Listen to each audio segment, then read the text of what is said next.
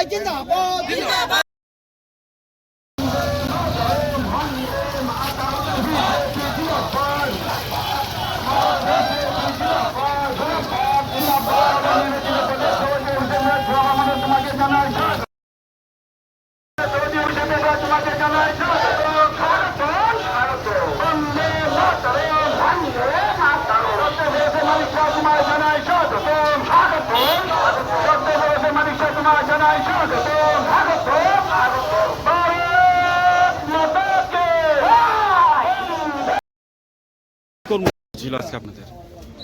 আপনারা দেখেছেন গতকাল ভারতীয় জনতা পার্টির প্রদেশ সভাপতি নির্বাচিত হয়েছেন এই রাজ্যের যুব আইকন অভিষেক দেবরায় মহোদয়, যিনি একদম বুথ থেকে মণ্ডল থেকে জেলা থেকে রাজ্য সভাপতি হয়েছেন।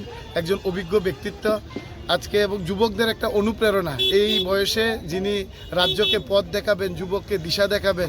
আপনারা জানেন এই পৃথিবীর মধ্যে ভারতবর্ষ হচ্ছে একটা যুবভিত্তিক দেশ এবং যুবকদের এখানে 65% উপর যুবক আছে ভারতবর্ষের মধ্যে, এবং সেই অনুপাতে ভারতীয় জনতা পার্টি যুবকদের প্রাধান্য দিয়েই এই সামাজিক কাজকর্ম এবং সংগঠনকে অগ্রাধিকার দিয়ে থাকে। সেই সুবাদে আপনারা দেখেছেন ভারতবর্ষের যিনি রাষ্ট্রীয় সভাপতি ভারতীয় জনতা পার্টির একজন যুবককে করা হয়েছে, যিনি মাননীয় নীতিন নবীনজি, এবং এই রাজ্যেরও যুব আইকন অভিষেক দেবরায়, তিনি একজন যুবক। উনাকেও গতকাল ভারতীয় জনতা পার্টির রাজ্য সভাপতি হিসেবে উনি নিযুক্ত হয়েছেন। এই সুবাদে রাজ্যের প্রত্যেকটা যুবক মহলে এবং প্রত্যেকটা বর্গের মানুষের কাছে আজকে একটা খুশির হাওয়া, যে যুবকরা ভারতীয় জনতা পার্টিকে একটা দিশা দেখাচ্ছে, এই রাজ্যকে একটা দিশা দেখাচ্ছে যুবকদের নেতৃত্বে, এবং ভারতবর্ষ যুবকদের নেতৃত্বে একটা নতুন দিশায় ধাবিত হচ্ছে।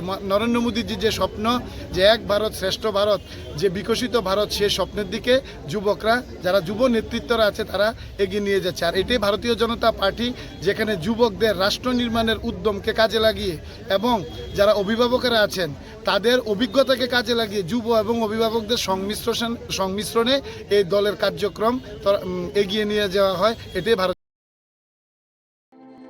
প্রত্যেকের জীবনের স্বপ্ন থাকে পড়াশোনা শেষ করে কর্মজীবনে প্রতিষ্ঠা পাবার।